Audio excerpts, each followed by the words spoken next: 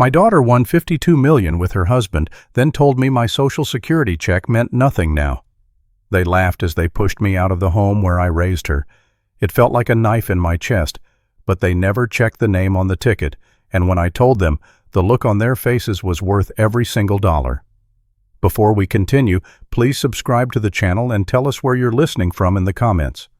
I sat in my living room, the late afternoon light falling across the floorboards I had installed with my own hands more than 30 years ago. The house was quiet, too quiet, the kind of quiet that presses on your chest until you can hear your own pulse. On the wall above the fireplace hung the wedding picture of Margaret and me, smiling in our youth, full of hope for a life that at the time seemed endless. Her eyes looked straight into mine even now, as if she were waiting for me to admit what I had just heard from the other side of the door.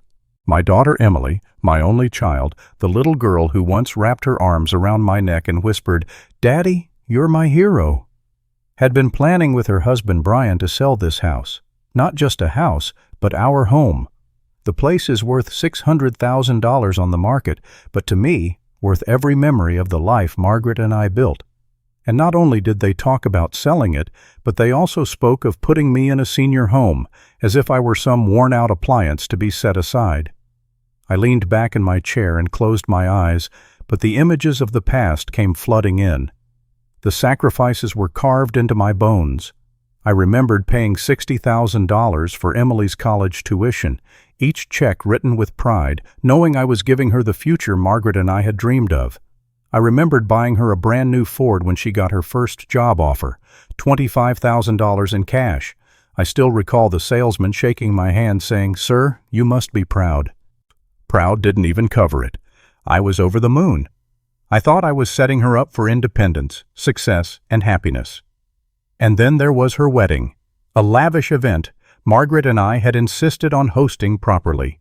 $40,000 gone in a single day, but worth every penny at the time because seeing her walk down the aisle, seeing the joy on her face, made me believe I had done right by her. Those were not small sacrifices. They were years of savings, overtime shifts, and careful budgeting. There were nights Margaret and I sat at the kitchen table, counting and recounting dollars, making sure Emily would never lack for anything. And now, years later, to hear her and Brian treat me like a burden, like dead weight dragging down their perfect suburban life. It was a knife turning in my chest. I could still hear Brian's voice in my head, low and dismissive, thinking I wasn't around to catch it. "He's just an extra expense in this house." That sentence had more sting than any insult I had ever endured in my entire life. Margaret once told me, during her last days, that grief doesn't come all at once. It comes in waves, some crashing hard, some sneaking in gently but sharply. That moment was a wave so strong I almost drowned sitting right there in my living room. I opened my eyes again, looking around at everything they wanted to throw away. The oak tree outside that Margaret and I had planted the year Emily was born, the creak in the third stair, a sound I could recognize in my sleep, the same stair Emily used to sneak down on Christmas morning, the wooden floors that I sanded and finished myself one long summer when we couldn't afford contractors. These were not just boards and bricks, they were chapters of a story, our story. To them, though, it was $600,000 waiting to be liquidated. To them, it was a down payment on a bigger house, or maybe a second home by the beach, while I was tucked away somewhere with linoleum floors and plastic chairs. The betrayal was deeper than money. It was the shattering of the bond I thought we had. A father's love isn't transactional, but what I had given over the years, money, labor, time, heart, seemed to have been forgotten, erased like chalk in the rain. I remembered Emily as a little girl, chasing fireflies in the backyard, running back into my arms, whispering, "Daddy, I want you to stay forever." And now she was plotting with her husband to remove me from the very house that gave her those memories. My chest felt hollow, my throat tight. I whispered to the photograph on the wall, to Margaret, "You were right, my love. You warned me they might not see the value of sacrifice. You told me, don't let anyone, even family, take advantage of your kindness. And here I am, sitting in the middle of our life, about to be treated like luggage." As the weight of it all sank in, A shift began inside me. At first it was sorrow. Then sorrow gave way to anger, and anger to something sharper, clarity. I realized I had been living as if powerless, as if their decisions were final, as if their vision for my old age was the only road ahead. But Margaret's voice echoed again, clear as the day she left me. "They can't take your dignity unless you give it away." I sat up straighter. My hands, which had been trembling, found steadiness on the arms of the chair. They thought I was weak. They thought age had stripped me of my ability to fight back. But they had forgotten something. I still had tools. I still had rights. I still had the will. That realization lit a spark. I walked to the old desk by the window, the one with scratches from Emily's school projects, and opened the top drawer. Papers spilled out. Insurance policies, old bills, tax forms. So I dug deeper until I found the manila envelope. Inside were the house deeds, the legal documents with my name etched in black and white. This house, every inch of it, was mine. Margaret and I had paid it off long before Emily and Brian even dreamed of their own mortgages, and there was more. Folded neatly behind the deeds was the life insurance policy Margaret had left for me, $500,000 resting quietly in my name, untouched, waiting. She had prepared for this. She had prepared me to stand tall even if the world, even if our own daughter, tried to push me down. I held those papers like a man holding onto his own lifeline. My breath slowed, my mind cleared. All the humiliation, the sting of overheard whispers, the shock of betrayal, began to turn into fuel. I remembered Emily's voice when she was a child. "Daddy, you'll always protect me." And I thought, now it's my turn to protect myself, to protect the life Margaret and I built, to protect the dignity she made me promise I would never abandon. I placed the papers back carefully. Then my eyes fell on the grandfather clock standing tall in the corner. It was my father's, handed down to me the year Margaret and I bought this house. I wound it every Sunday. It ticked steadily, unbothered by years, by grief, by betrayal. Looking at it now, I felt as if my father himself was reminding me, "Time hasn't run out. You are not finished. Your story isn't theirs to decide." I walked over, touched the brass pendulum, and whispered, "I hear you." Then I turned back toward the phone on the side table. My lawyer, Charles Davis, had been a friend for decades. He had helped Margaret and me write our wills, had seen us through the hard years, and had always said, "If you ever need protection, call me first." My hand hovered over the phone for a long moment. I knew that call would change everything. I knew once I took that step, there was no going back to quiet compliance. But maybe that was the point. There was no going back at all. As the evening shadows stretched across the floor, I sat again in the chair, the wedding picture still watching over me. I whispered once more to Margaret, "They think I'm defeated, but they don't know me. They don't know you left me the tools. They don't know I'm ready." The words steadied me. I picked up the phone, dialed the number I knew by heart, and when I heard the familiar voice answer, I said, "Charles, it's time. We need to talk." That was the moment the chapter closed on my sorrow and opened on something else entirely. Resolve. If you're still watching and find this story interesting, please comment 1 below to let me know you're here with me. I walked into Charles Davis's office on a gray Monday morning with my coat collar turned up against the wind. The building sat on the corner of Main Street, an old brick structure with wide windows and a brass plaque by the door. Inside, the hall smelled faintly of paper and coffee, like every courthouse and law office I had ever visited. Charles was already standing by his desk when I entered, his tie straight, his expression calm. The kind of calm you want to borrow when your own chest feels like a furnace. I lowered myself into the leather chair across from him. My hands shook slightly as I pulled the folder from under my arm.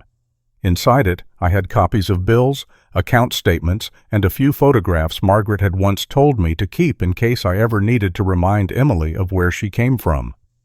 I set the folder on his desk and said, "Charles, I think my own daughter and her husband are trying to strip me of everything I've built." The words felt strange, heavy, almost foreign, as if my tongue had not believed them until that moment. Charles didn't rush. He poured coffee into a chipped mug, pushed it across the desk to me, and folded his hands. "Tell me everything," he said. And so I did. I told him about hearing Brian talk about the house as if it were already sold, about the whispers of senior home dropped into conversation like casual remarks, about the attempts to treat me not as a man, but as an expense. I told him about the bank account, the one with $200,000, where I had added Emily's name years ago, thinking I was protecting my family. My voice trembled at first, but with each word, steadiness crept back into my bones. Charles listened, his brow furrowed, but his voice even. "We need to secure the money first," he said. "Then we'll check the house. Do you have any accounts with their names attached?" I nodded. He picked up the phone and called the branch manager directly. The manager recognized my name and, after verifying my identity, revealed what I feared. 2 failed attempts had been made over the weekend to transfer funds out of my account. They hadn't succeeded, thanks to a fraud alert, but the intent was clear. I felt my chest tighten. But Charles's voice was calm, measured. He requested an extended freeze on the account, additional identification requirements, and a verbal password only I would know. The manager agreed to send the forms within the hour. Charles scribbled notes on a yellow legal pad: bank affidavit, county deed check, lottery verification. He looked at me and said, "You are not powerless." Those 4 words struck me like a hammer on stone. For weeks I had felt cornered, betrayed, humiliated. Now, suddenly, there was a path. It wasn't easy, and it wouldn't be quick, but it was a path I could walk. Charles asked about the house. I told him it was worth about $600,000, maybe more with the land. He asked if the deed was clean. I said yes, I believed so. He promised to run a search at the county office to be sure no quiet paperwork had been filed. He asked about other assets. I told him about the insurance policy Margaret had left, $500,000 in life coverage, still active in my name. He nodded and said, "That's leverage. Don't mention it to anyone until I tell you." Then he asked about the ticket. I reached into my coat pocket and pulled out the folded slip of paper, numbers chosen from birthdays and anniversaries that meant something only to me and Margaret. Charles studied it, then picked up the phone again. He called a colleague in Des Moines who worked with the state lottery office. They arranged for a preliminary verification, a letter stating that the ticket had been purchased under my name and recorded on the system. It wasn't a formal claim yet, but it would be proof, something more than my word. When I left his office, I felt lighter. Not free, not yet, but lighter, like a man carrying a secret weapon in his pocket. At home, I made a point of keeping things ordinary. I carried groceries inside, rinsed the sink, and folded laundry. I swept the back steps and salted the driveway. Outwardly, I was the same old father, the man who fixed the leaky faucet and watched the grandkids when no one else could. Inside, I repeated one line over and over: "They think I'm weak, but the game has only begun." That evening, Brian came through the door early. He had his phone pressed to his ear, his face bright. I lingered in the garage, wiping down the old Ford with an oily rag. I heard him before I saw him. His voice had that quick, eager tone men get when they're already spending money in their heads. "We can move the Ford this weekend," he said. "The title's clean, $8,000 at least. It'll cover the shortfall. The old man hardly drives it anyway." Then he laughed. My knees nearly buckled. That car wasn't just metal and rubber. It was $25,000 I had scraped together in the prime of my working years, but it was more than money. It was Margaret and I driving to Michigan in the fall to see the leaves, or out west to Colorado, where the sky feels like it presses against your chest. It was the night Emily was born, me racing down the highway while Margaret gripped my hand. It was sandwiches at roadside parks, Sunday drives, arguments that faded into laughter. And now my son-in-law reduced it to a line item, a shortfall, something to be sold off like scrap. I stood in the shadow of the shelf, one hand on the fender, my jaw clenched. I said nothing. Sometimes silence is sharper than any word. The next morning, I called the bank directly. The branch manager confirmed the freeze and told me about a third attempt. This time, someone had tried to send money to an out-of-state account. She couldn't reveal the details, but the intent was obvious. I instructed her to add a verbal password and require 2 signatures for any withdrawal above $5,000. She agreed and apologized for the trouble. I told her not to apologize. Trouble wasn't her doing. When I hung up, I sat still for a long time, staring at Margaret's photograph on the dresser. "This is not just money," I whispered. "This is the time. Our time." Later that day, Emily knocked on my door and stepped inside without waiting for an answer, just like she did when she was little. She asked if I needed anything from the store and if I was warm enough at night. Her words were gentle, but her eyes darted away. Then she leaned against the frame and mentioned that Brian had found a buyer for the old car. She called it a junker. She said it would help with expenses. My heart burned, but my face stayed calm. "I hope it doesn't cause any trouble," I said. She smiled quickly, the kind of smile that hides more than it shows, and left. I called Charles again that evening and told him everything. He said to hold steady, to sign nothing, to let them think I was passive. "There is power in patience," he reminded me. I thanked him, then whispered to Margaret's picture, "They think I'm soft. They think I'm tired. They have no idea what you taught me." The following morning, a courier delivered an envelope. Inside were 3 items. The first was the bank affidavit, stamped and sealed, confirming the freeze on the account and the removal of secondary signers. The second was a letter from the Lottery Commission verifying that the ticket had indeed been purchased under my name.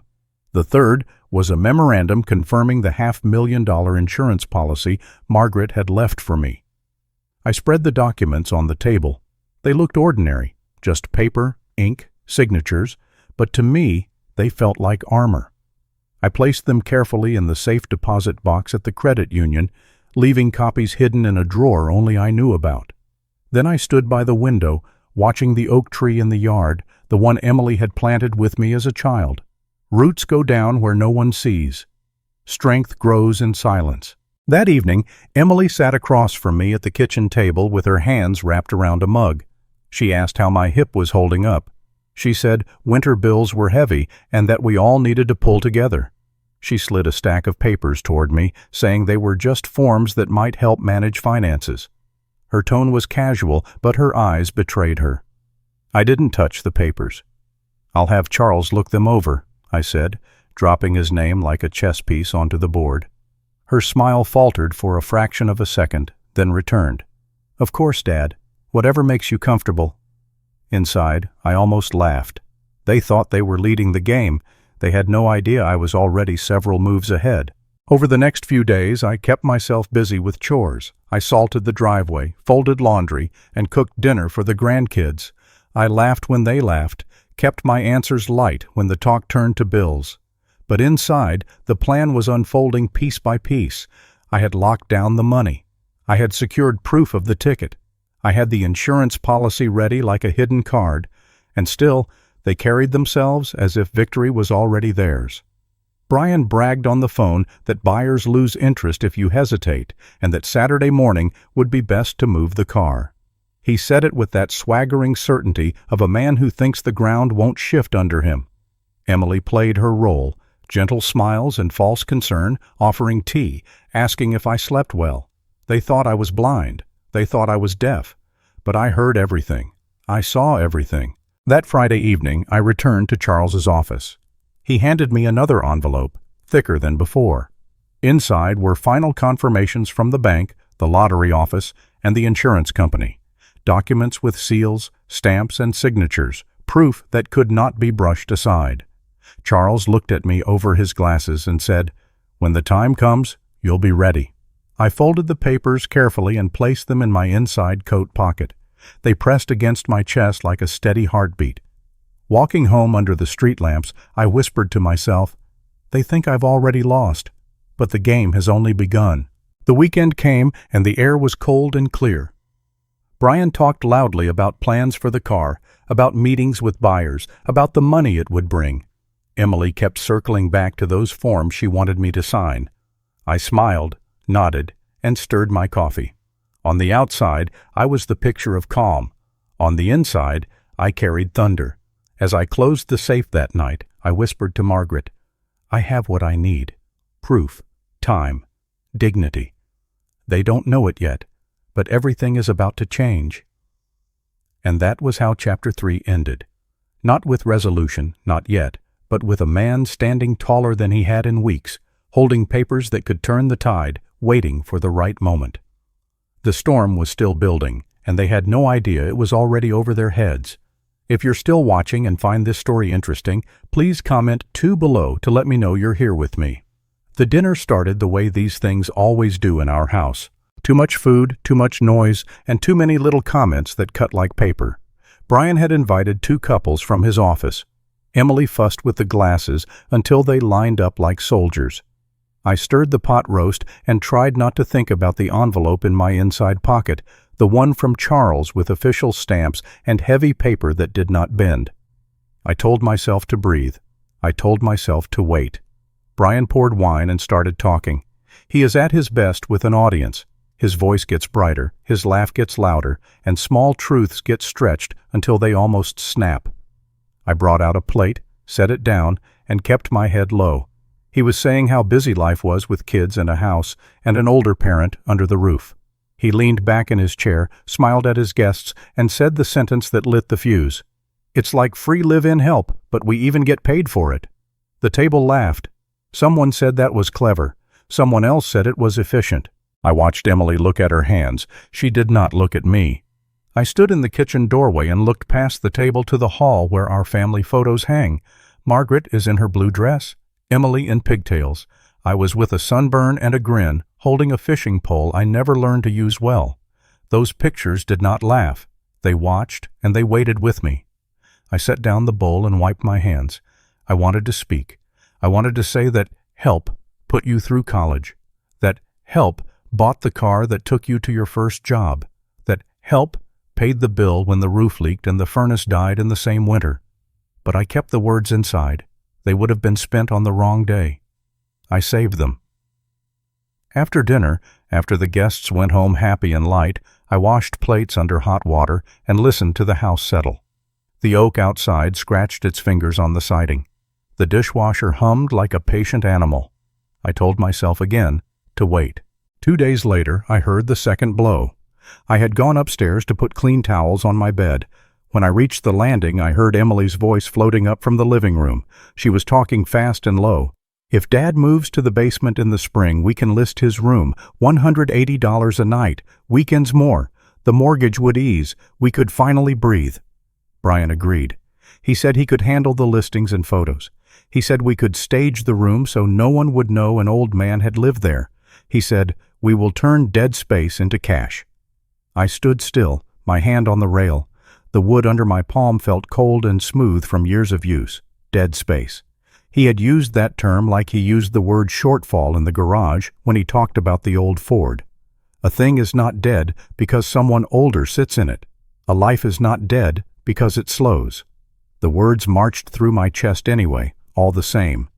I shut my door quietly and sat on the edge of my bed. I looked at Margaret's picture on the dresser. "They are counting the nights like coins," I whispered. "They are counting me like furniture." My throat burned. I let the burn pass. Then I stood up and checked the envelope again. Paper and ink, seals and signatures, power made simple. The week turned toward Friday. The weather dropped. On Friday night, the clock on the mantel ran toward 10:59 like it always did. The news anchor smiled at the camera. The drums rolled, bright and cheap. The numbers came a beat at a time, white balls dancing in a glass bowl. 7, 14, 23, 31, 45, Powerball 18. I heard my own breath stop. I heard Margaret's laugh in my head, the one she used when something small and perfect went our way. The room held still for a long second. Then Brian shouted. Emily screamed. The kids ran in and jumped because the grown-ups were jumping. Everyone was loud except me. Brian grabbed the remote and rewound the segment twice. He said the numbers out loud like a prayer and punched the air with his fist. Emily was on her phone calling someone, then someone else. She ran a hand through her hair again and again. 52 million, she kept saying. We won 52 million, Brian said. I know what to do. He said we would talk to a planner, we would upgrade everything, we would give Dad something nice. He said this part with a smile in my direction and the tone of a man awarding a tip. I smiled back, small and calm. I looked at the ticket on the table. I looked at the envelope in my pocket. The hall light made a pale circle on the floor. I could almost feel the world tilt. I waited until the noise dipped. Then I spoke in a voice I use at funerals and at births, the voice that lets the important thing sit alone on a plate without garnish. The ticket is in my name. The words were clean and simple. They were a match held to dry tinder. The room went quiet in a breath. Emily blinked. Brian frowned and then smiled again, like I had made a joke and he wanted to be kind about it. I repeated myself. The ticket is in my name. I bought it. My name is recorded. I verified it with the lottery office this week. I placed the letter from Des Moines on the table. It said my name in clear black ink. It said purchased by. It said recorded to. It said the thing that could not be laughed away. Brian's mouth opened and closed. Emily looked from the paper to my face and back. The kids were quiet for once. The dishwasher hummed. The furnace kicked on. All the simple machines in our house did their work while the people learned something new about gravity. Brian found his voice first. He tried a joke about family and sharing. He said the money would help all of us. He said we should take time to think. He said we should be smart together. His mouth smiled. His eyes did not. Emily reached for the letter like she could warm her hands on it. I stood up. I folded the letter and put it back into the envelope. I slid the envelope into my pocket. "We will take time," I said. I have. I took the time to freeze my accounts. I took the time to check the deed. I took the time to confirm whose purchase is recorded. I will take more time with the lawyer. For now, you can stop planning to sell things that are not yours. Brian's face changed in a slow ripple. He said I was being dramatic. He said I was confused. I told him I was many things, but not confused. Then the doorbell rang. 2 news vans had parked at the curb. A neighbor had called someone. The anchor from Channel 7 stood on the front walk with a cameraman and a halo of cold light around her. Reporters always know where excitement lives. Brian went to the door with his best smile. He liked stages. He opened the door wide and stepped onto the porch. The cold reached past him into the hall. They asked who had the winning ticket. They asked how it felt. They asked about plans for the money. Brian gestured as if the air itself needed a tour. Emily stood behind him, half hidden, eyes wide. I stepped forward and moved past them. The camera light made the snow glow like sugar. I could see my breath. I could see Margaret's reflection in the brass of the door handle if I let myself. I did not. I spoke into the camera in the same voice I used at the table. Clear, steady. Family should be about love and respect, not business deals, I said. I have loved my family with everything I had. I paid for college. I bought a car so a young woman could go to work. I paid $40,000 so her wedding would be bright. I have given my time and my hands and my heart. I have also protected myself because love without respect becomes business. The winning ticket is in my name. I will be using the money to live independently, with dignity. That is all for tonight. Then I stepped back inside and shut the door. Brian grabbed my arm and hissed that I had embarrassed them. Emily asked why I would say such things on television. I told them the truth rarely fits into pretty packaging. I went to my room and closed the door as the reporters kept talking to the cold night air on our porch. In the morning, my phone rang before sunrise. Charles. He asked if I was ready to end the guessing. He told me he had something that would clear the fog. "Come in," he said. "Bring the ticket and your patience. I will bring the rest." His office smelled like coffee and winter. He set a folder on the table between us and opened it slowly. Inside were copies of documents Margaret had set in motion that last fall when she knew time was changing shape for her. I saw her handwriting in the corner of one note, firm and even. She had asked Charles to put a trust in place for me, $500,000. She had asked him to hire a quiet investigator to look into Emily and Brian's finances if I ever came to him with a concern. It was not malice. It was a shield she built with her last strong days. The report was simple and brutal. Credit card balances that climbed and never fell. More than $40,000 across 6 pieces of plastic. A mortgage that sat upside down by $32,000. 2 cars are still in the middle of their lives. A small business account that bled money month after month. Late fees stacked like cordwood. Paychecks that disappeared the day they arrived. It was a map of choices, each one small, each one pointed away from prudence. I let the pages sit. I let my breath find the bottom of my lungs. Charles spoke softly. "You do not need to use these," he said. "They are tools. Use them only if the truth is denied." I nodded. I told him the truth had been denied in small ways for months. He handed me copies and another envelope with a seal. He said, "When you speak, do it once and do it plain." I thanked him. I put the folder in my coat and walked out into a morning so clear it hurt my eyes. That night, we had what Emily called a family meeting. She set cups on the table. Brian stood with his hands in his pockets and tried to look relaxed. The kids watched from the stairs until he sent them upstairs with a look. I sat with my folder and my patience. Emily started. She said she was sorry about the tone of things. She said we were all stressed. She said it would be easier if we cooperated. She said the house was too big for me alone. She said words about safety. She said words about planning. She spoke like a person who wants the water to be smooth because the surface is all they see. I waited until she finished. Then I spoke. "I have secured my account," I said. $200,000 will not move without my voice and my person. The deed shows my name, and only my name. The ticket shows my name. The lottery letter confirms it. The insurance policy Margaret left is in place and will remain with me. I set each paper on the table like a brick. They looked smaller than they felt. Brian said the money was confusing and that we should get advice. I said I had advice. Emily said she never wanted to take anything that was not hers. I said the bank noted 3 attempts on the account from a device that did not belong to me. The room got quiet and hard. She said she did not know. She said maybe it was a mistake. She said many things quickly that did not fit together. I opened the second folder. "This is the part I hoped I would never show," I said. "I will not read it aloud if you do not force me to." I slid the first page across the table, the credit cards, the totals, the dates. Brian reached for the page, then stopped. I slid the second page, the mortgage, the appraisals, the gap. I slid the third page, the business account, the months of loss, the fees, the notices, Emily's eyes filled and spilled.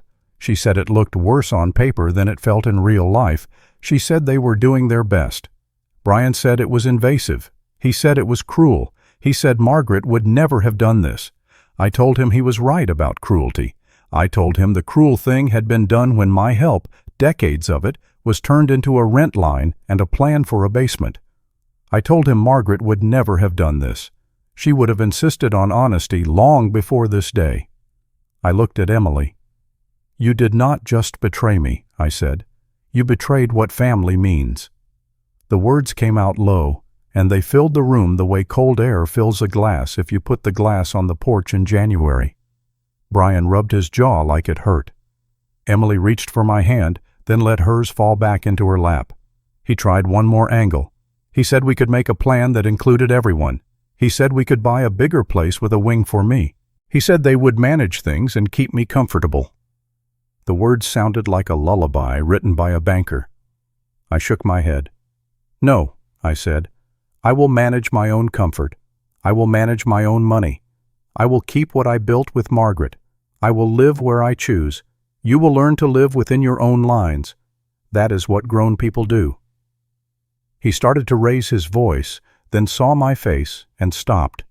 I lifted the lottery letter and the bank affidavit and the insurance memorandum.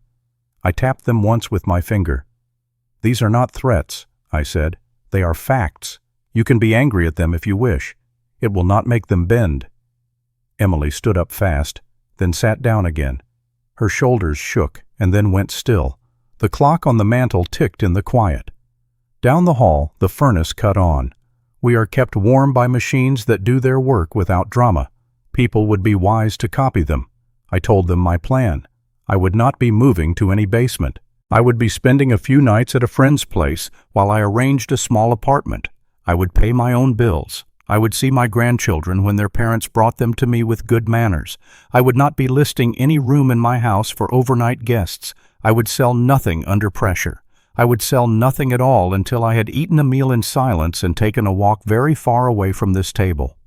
Brian asked who I thought I was to talk like that. I told him I was the man who paid $60,000 so his wife could earn a degree. I told him I was the man who paid $25,000 for a car so she could keep a job. I told him I was the man who wrote a $40,000 check so her wedding could be full. I told him I am also the man who remembers everything and forgets nothing when I am pushed too far. I kept my voice even. Even voices travel farther. He had no words for a moment. He touched the papers again like they might rearrange themselves if he moved them. Emily wiped her face with the back of her hand the way she did when she was 5 and fell on the sidewalk. She used to stand back up with blood on her knee and look at me like the world would be fine because I was there. It hurt to see that look missing. The meeting ended the way storms end, not with a clean line, but with a wind that dies in pieces. I gathered the documents and put them in my coat. I stood. "I will sleep here tonight," I said. "Tomorrow I will start to pack. We will speak when voices can do more than bruise." I left them there in the living room in the quiet. I went to my room and closed the door. The next morning, the reporters were back, but I did not go outside. I did not have to. Truth had already walked across the porch once. It had left prints in the snow that would be visible for days. I packed a small bag, the kind you can lift without help. I put Margaret's picture on top. I put the envelope under my shirt where I could feel the edge against my ribs like a reminder. I ate toast at the kitchen counter and watched the oak tree hold still in the sharp air. When I was ready to leave, Emily came to the door. Her face was pale and raw. She asked if I would call. She asked if I would come back. I told her I would call when we could talk about respect without adding numbers to the sentence. She nodded like someone hearing an instruction they do not yet know how to follow. I stepped onto the porch. The light was thin and precise. The snow squeaked under my boots. I put my hand on the railing and felt the cold bite my palm. It felt like honesty. Behind me, the house breathed in its slow, old way. I did not look back. On the walk to the car, I said one more sentence out loud so the air would carry it and Margaret would hear it wherever she is. They thought I was weak. Now they see the cost of that mistake. The words made a small cloud of white in front of my face and rose straight up. As I started the engine, the phone buzzed one more time. Charles again. He said, "It is done. They understand." I said, "I know." He said, "I will see you on Monday." I said, "Yes." Then I drove toward the river road where the ice moves slowly and steadily and does not apologize for being hard. By the time I reached the bridge, the sun had slipped out from behind a gray sheet and lit the water like glass. I rolled down the window and let the cold slap my cheeks awake. I thought about the dinner table and the jokes that were not jokes. I thought about the plan to sell my nights to strangers. I thought about a lottery ticket that carried numbers that once were birthdays and now were a door. I thought about a woman who loved me enough to leave tools, and a lawyer who kept them clean for me until I had the strength to lift them. Justice does not always roar. Sometimes it is a stamp and a seal and a sentence spoken in a steady voice. Sometimes it is simply a man standing up from a chair and refusing to bend again. I turned the car around and headed back toward town. I had keys to return. I had papers to file. I had boxes to pack. I had a life to pick up from the floor and dust off. Tomorrow would be different. Tomorrow always is when truth finally sits down at the table and looks everyone in the eye. If you have ever been treated like an expense, if you have ever been told to be grateful while someone counts your life in dollars, you know how heavy that chair can feel. You also know how light your chest becomes the first time you stand. I stood. Cam Jack ba sam nya va bi coi như gen nang tut khó khăn, phải không? If you believe every person deserves to be treated with respect and to keep what they built with their own hands, comment the keyword justice. Now watch what they do to change that and how far a steady voice can carry. If you're still watching and find this story interesting, please comment 3 below to let me know you're here with me. When the judge's gavel came down and the courtroom emptied, I felt as if the air around me had shifted. The storm that had hung over my head for months had finally broken. I walked out of that building not just as a man who had defended himself, but as a man who had reclaimed his life. The documents were clear, the verdict final. The house was mine, the accounts were mine, and the lottery ticket, worth $52 million, was indisputably in my name. Emily and Brian's schemes had collapsed, and I had stood tall in the wreckage. But the truth is, once the battle is over, there's still the business of living. The first decision I made was about the winnings. I sat in Charles Davis's office, the morning light spilling across his oak desk, and listened as he explained the options. lump sum or annuity. I thought of Margaret, of the way she always urged caution, always told me to plan for tomorrow, even when we were barely making it through today. I chose the annuity, a steady check every year, enough to keep me comfortable until the day I draw my last breath. It wasn't about indulgence or extravagance. It was about security, the kind Margaret would have wanted for both of us. From there, the second decision came quickly. I sold the old house, $700,000, clean and final. I didn't linger when the buyers walked me through the rooms, measuring curtains and talking about paint colors. I had already said goodbye to the place in my heart. The floors I laid by hand, the oak tree Margaret and I planted, the photographs that once hung on the walls, those memories came with me, not with the house. When I signed the final paper and handed over the keys, I felt a knot inside me untie. The house had been turned into a battlefield, a trophy in someone else's plan.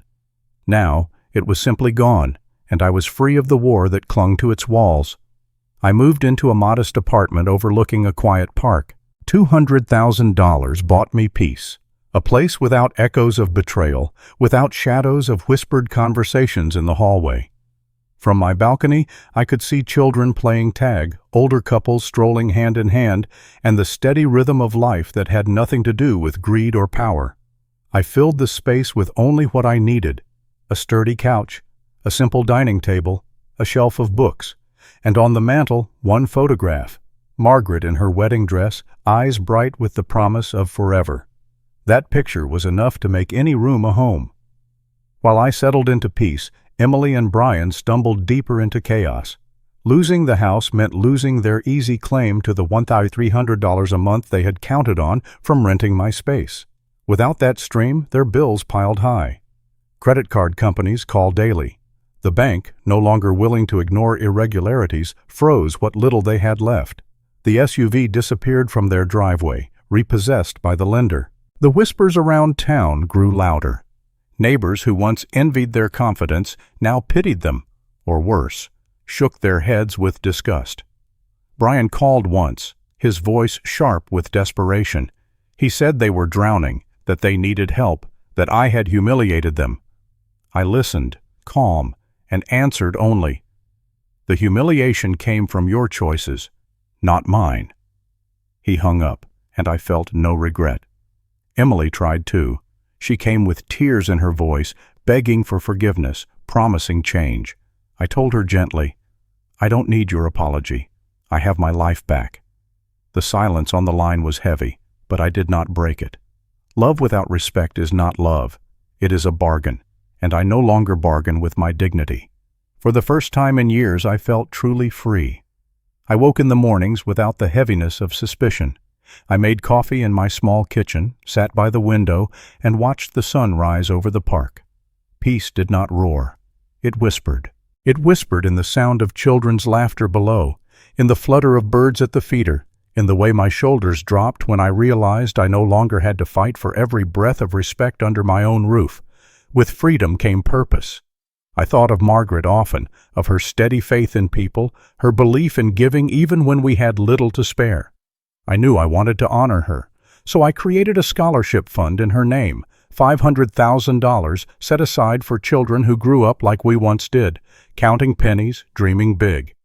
Charles helped me establish the trust, and when I signed the paperwork, I felt as if Margaret herself was sitting beside me, nodding with quiet pride. That money would not just sit in a bank. It would bloom in young lives, the way she always hoped to see. My own life grew simpler, lighter. I joined a small group at the community center. We cooked meals for families in need, sorted donations, and read to children in the after-school program. They didn't ask about my bank account or my name. They asked about my stories, my hands, and my willingness to help. For the first time in years, I felt family again. Not the kind bound by blood, but the kind bound by choice. Meanwhile, Emily and Brian faced the long consequences of their greed. They moved into a cramped apartment on the edge of town. Friends they once entertained stopped coming around. The invitations dried up. Brian's business shuttered completely, and Emily took a part-time job at a retail store just to keep the lights on. They were no longer the couple who bragged about clever plans and easy money. They were two people caught in the web they had spun for themselves. I didn't gloat, though the temptation came. I only watched from a distance, and I learned something. The loudest collapse often begins with a whisper. They had whispered behind my back, plotting to sell the home, to use me as a paycheck. Now their own whispers were about overdue bills, about creditors, about survival. I couldn't save them, and I wouldn't. There was a night when Emily showed up at my door. She stood there, her eyes swollen from crying. She asked for a second chance. She said Brian had pushed her, that she had been weak, that she wanted her father back. I looked at her, and my heart ached because she was still my daughter. But I also saw the woman who had once called me a burden, who had measured my life in dollars instead of love. I placed my hand gently on the doorframe and told her, "Love without respect is not love, and respect is the line I will not cross." Then I closed the door. My chest burned with pain, but it also filled with something steadier. Strength. Peace, I realized, is not the absence of sorrow. It is the presence of boundaries, and I had finally drawn mine. In my new apartment, life unfolded quietly. I learned how to cook again, not for anyone else, but for myself. I walked in the park each evening, sometimes stopping to feed the ducks, just sitting on a bench as the sky turned pink. I pulled out my old fishing rod and spent Saturdays by the river. I rarely caught much, but I caught myself smiling, and that was more than enough. I spoke to Margaret often, in whispers, in prayers, in the stillness of dawn. One evening, I sat on the balcony, the city lights flickering in the distance, and said aloud, "Margaret, I kept my dignity, just like you wanted." The wind rustled the trees below, and I felt her presence in that moment, not as loss, but as strength. The lesson came clear as glass. Family is not measured by blood, by names on a certificate, by who shares your table on holidays. Family is measured by respect, by loyalty, by the truth spoken, even when it hurts.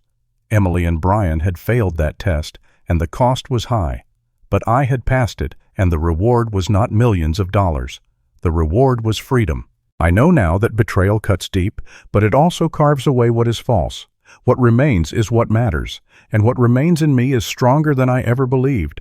I no longer need their apologies. I no longer need their approval. I have my life back. I have my peace. And I have Margaret's voice in my heart, steady as ever, reminding me that dignity is worth more than gold. As I sit here tonight, looking out at the park, I feel the next chapter of my life beginning, not in conflict, but in quiet purpose. The scholarship fund is ready. The community center is waiting. My own days stretch before me like an open road. I do not know exactly where it will lead, but I know this: it will not lead back into chains. And that is enough. The mornings in my new apartment began to settle into a rhythm, one that felt more like breathing than surviving. The sun came through the curtains in a soft wash of gold, spilling across the kitchen table where I drank my coffee. For the first time in years, there was no tension in my chest when I woke up, no fear of whispers in the next room, no dread of what betrayal might surface that day. I was living in peace, and that peace was my victory. I joined the community center down the street, a small brick building that had seen better days but still pulsed with warmth. On Tuesday mornings, I helped pack boxes of food for families who struggled to put dinner on the table. On Thursdays, I sat with a group of retirees, folding clothes for the shelter. Sometimes, I found myself reading stories to children after school, their bright eyes hanging on every word. It struck me how much energy life had when it wasn't tangled up in greed or control. These strangers quickly became something more. They became companions, a circle of people who cared not for my money or my past, but for the simple ways we could stand together. At the same time, I kept hearing pieces of Emily and Brian's life unraveling. Word got back to me through neighbors, through the grapevine that never really goes quiet in a town like ours. They had moved into a cramped rental apartment near the highway. The rent was cheaper, but the noise of trucks kept them awake at night. The glossy image they once projected, weekend parties, expensive vacations, a life built on appearances, was gone. They were paying off credit card debt, over $40,000 of it, while scraping by on jobs that never matched their ambitions. One afternoon, a letter arrived in my mailbox. The handwriting was familiar, shaky but unmistakable. It was Emily's. She wrote of regret, of shame, of how she wished she had chosen differently. She asked for forgiveness, for another chance, for me to let her back into my life. I held that letter for a long time, the paper trembling in my hand. I thought of the little girl who once called me her hero, who ran into my arms after her first day of school. I thought of the woman who later whispered about putting me away, reducing me to a bill to be managed. My heart broke again, but this time it broke quietly, without anger. I folded the letter, placed it back in the envelope, and set it aside. I did not reply. Boundaries, I realized, are not cruelty. They are dignified. Instead, I poured my energy into the small joys that had been waiting for me. I tended to a row of potted plants on my balcony, herbs and flowers that reached toward the sun. Their steady growth reminded me that life heals if you give it time and care. I pulled old books from boxes, rereading stories I hadn't touched in decades. And now and then, I took my Ford out for a slow drive around town. That old car, the one Brian once suggested selling for spare cash, was still mine. Its worn leather seat and the hum of the engine carried memories of Margaret, of road trips we took when the world seemed kinder. Driving it now, I felt a deep sense of continuity. Some things endure when you hold them close enough.